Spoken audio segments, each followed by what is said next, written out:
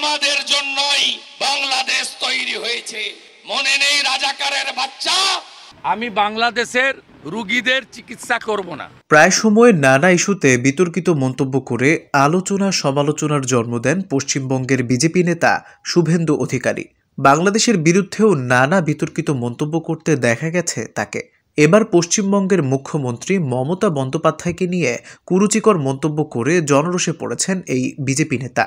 এই জনরোষে পড়ে শিকার হয়েছেন মারধরেরও। জানা গেছে, সম্প্রতি নন্দীগ্রামে এক পথসভায় গিয়েছিলেন শুভেন্দু অধিকারী। ভারতীয় পার্লামেন্টে তৃণমূল নেত্রী মমতা বন্দ্যোপাধ্যায়কে কুরুচিকর ও অপমানজনক মন্তব্যের জেরে ক্ষোভে ফেটে পড়েন দলের নেতাকর্মীরা। ওই দিন পথসভায় শুভেন্দু অধিকারী এলে তার উপর চড়াও হয়েছেন কর্মী সমর্থকেরা। শোনা গেছে, জুতা দিয়েও মারা হয়েছে শুভেন্দুকে। এর আগে ভারতের পার্লামেন্টে মমতাকে উদ্দেশ্য করে কুরুচিকর মন্তব্য করেছিলেন শুভেন্দু।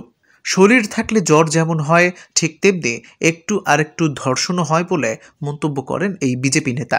তার এমন মন্তব্যে পার্লামেন্ট জুড়ে হট্টগোল শুরু হয়ে যায়। বিক্ষোভে ফেটে পড়েন সংসদ সদস্যরা। খোদ স্পিকারই শুভেন্দুর বক্তব্যের মাঝপথেই তাকে থামিয়ে দেন। এমন মন্তব্যের জেরে নিন্দাও জানান তিনি। আর এরপর নন্দীগ্রামে পথসভা করতে আসলে মারধরের শিকার হয়েছেন তিনি। জানা গেছে, জনরোষ থেকে বাঁচতে এক পর্যায়ে নন্দীগ্রামে থানায় গিয়ে আশ্রয় নিয়েছিলেন শুভেন্দু। শেষমেশ পুলিশের ছত্রছায়ায় জনরোষ থেকে বেঁচে ফিরতে সক্ষম হয়েছেন তিনি।